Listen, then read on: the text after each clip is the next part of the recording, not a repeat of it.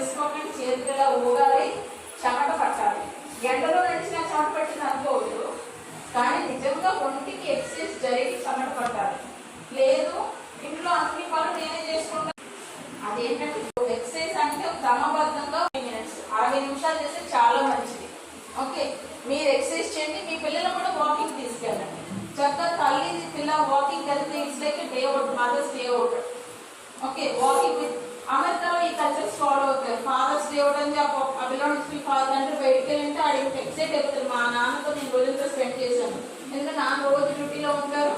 Night తర్వాత 9:30 office నుంచి వస్తే పిల్లలకు కనపడుతుంది. కానీ వారం అంతట్లో ఒక రోజు కనుక బిడ్డతో పెట్టుకుని నడుస్తూ బయటకు వెళ్తే ఈరోజు డాడీ నాతో స్పెండ్ చేశారంటే పిల్లలు ఫీల్ అయిపోతుంది. అలాగే మమ్మీ కూడా రోజు తిడుతూనే ఇలా మనం స్కూల్ అయిపోయింది అనుకోండి, ఆదివారము శనివారము అన్ని పనులు ఆపేసి మనం బయటకు వెళ్దాం, వాకింగ్ చేద్దాం, చాలా పార్క్ వెళ్దాము అని తీసుకెళ్ళారు అనుకోండి, ఆ పిల్లలకి చాలా సంతోషంగా ఉంటుంది. ఓ ఆ శనివారం వస్తే సమస్య సరిపోతాయి.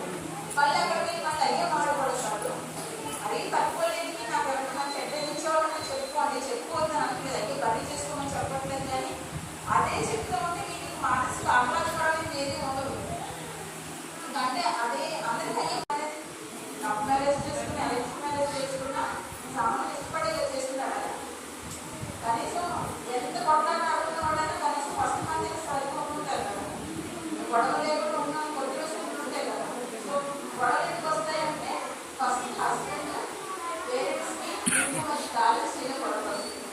ఆ బ్యాలెన్స్ చేయకపోవడం మీకు అర్థమైనప్పుడు ప్రాణంలో ఉంటుంది. ఇష్టమా అని మొదలెడితే ఎవరైనా చెప్పలేదు. ఆబ్వియస్గా హస్బెండ్ పెద్దవాళ్ళు మర్యాద ఇవ్వాలి. సో ఇటువంటి పిల్లలు కూడా గొడవలు పడుతుంది. గొడవలు పడాలంటే వాళ్ళ చదువులు ఎఫెక్ట్ అవుతాయి, వాళ్ళ చదువులో కాన్సన్ట్రేట్ చేయరు. ఎప్పుడు అమ్మ నాన్న కొట్టుకుంటూ కానీ పిల్లల్ని చూస్తే చదువులు పాడైపోతాయి. మీరు అది హ్యాండిల్ చేసేసి పిల్లల్ని హ్యాండిల్ చేసేస్తాం అంటే మనం ఇక్కడ చూస్తాం కదా, డ్రగ్స్కి అలవాటు పడిపోతుంది. వాళ్ళు ఒకటే స్కిప్ చేస్తారు డ్రగ్స్ గురించి. ఆ తర్వాత నెక్స్ట్ ఏం స్కిప్స్ ఉంటాయంటే రిలేషన్షిప్స్ పెట్టుకోవాల్సింది ఈజీ, మరి స్టిల్ మీరు అందరూ చేయగలరు.